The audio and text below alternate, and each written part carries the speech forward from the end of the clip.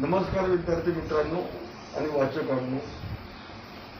Theory of the time compensation, Sachin Kiras theory of the time compensation हा Albert आइन्स्टाईनच्या theory of रिलेटिव्हिटीचा next भाग आहे. हे मी ऑलरेडी माझ्या प्रिव्हियस व्हिडिओजमध्ये ह्या गोष्टी मी ऑलरेडी सांगितलेल्या आहे आणि त्याच्यावर एक पुस्तक पण लिहिलेलं आहे, Newton's laws of motion must be modified, the brief history of physics, mathematics and time. Time doesn't have any history असं ट्रिपल टायटल असणारं हे पुस्तक आहे. तर मला या व्हिडिओत काय सांगायचं माहीत आहे का, की अकॉर्डिंग टू न्यूटनियन मेकॅनिक्स फोर्सचा उपयोग कशासाठी असतो? ॲक्सलरेशन क्रिएट करण्यासाठी. ते अगदी बरोबर आहे, परंतु त्या थिअरीचा पुढचा भाग काय आहे? F is equal to M ए.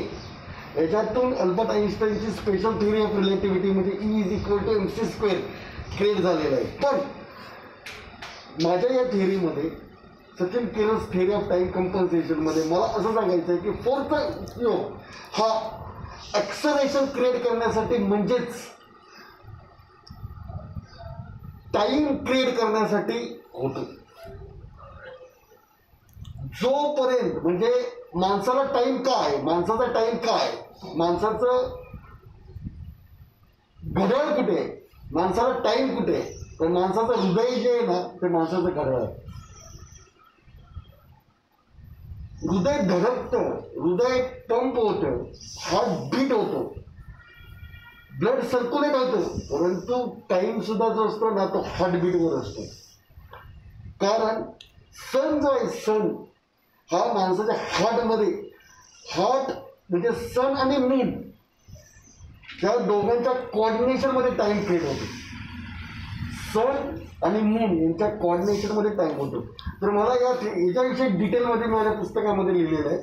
तर मला आता सध्या काय सांगायचं आहे की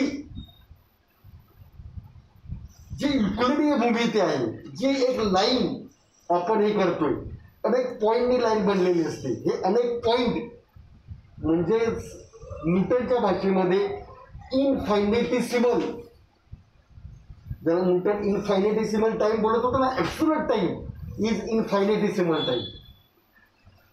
तर न्यूटन ज्याला इनफायनेटिसिमल टाईम बोलत होता ना, तो इनफायनेटिसिमल टाईम म्हणजे लाईन जी युक्लिडीय भूमितीमध्ये जी लाईन आहे ना, जी अनेक पॉईंटनी बनलेली असते, ती लाईन म्हणजे एरर ऑफ टाईम रिप्रेझेंट करते, ती टाईमला रिप्रेझेंट करते. जेव्हा लाईन डिफरन्शिएट होते ना तेव्हा एरिया तयार होतो, आणि एरिया जेव्हा डिफरन्शिएट होतो का नाही तेव्हा व्हॉल्यूम क्रिएट होते. तर याच्याविषयी according to Sachin Kiras time theory of the time compensation, जेव्हा लाईन डिफरन्शिएटेड होते तेव्हा एरिया तयार होतो, आणि जेव्हा एरिया डिफरन्शिएट होते तेव्हा व्हॉल्यूम क्रिएट होते, आणि 3 coordinate system x Y Z create होते. बेसिकली 2 कोऑर्डिनेट सिस्टीम असतात, एक्स आणि वाय, आणि त्यातून झेड कोऑर्डिनेट सिस्टीम क्रिएट झालेली आहे. ही झेड कोऑर्डिनेट सिस्टीम क्रिएट करण्यासाठी आपल्याला फोर्सची आवश्यकता असते. याच्याविषयी डिटेलमध्ये मी माझ्या पुस्तकामध्ये लिहिलेलं आहे. तर वाचकांनी हे पुस्तक वाचावं. हे ब्रीफ हिस्ट्री ऑफ टाईमवर स्ट्रॉंग कमेंटरी आहे. अल्बर्ट आइन्स्टाईनच्या थिअरी ऑफ रिलेटिव्हिटीचा नेक्स्ट भाग आहे. आणि न्यूटनचे नियम, हे न्यूटनचे नियम हे लॉ ऑफ मोशन नसून लॉ ऑफ टाईम आहे असं या पुस्तकामध्ये एक्सप्लेन करण्यात आलेलं आहे, असं या पुस्तकामध्ये मांडण्यात आलेलं आहे. तर वाचकांनी पुस्तक वाचावं आणि आपल्या प्रतिक्रिया कळवाव्यात ही नम्र विनंती. थँक्यू, धन्यवाद.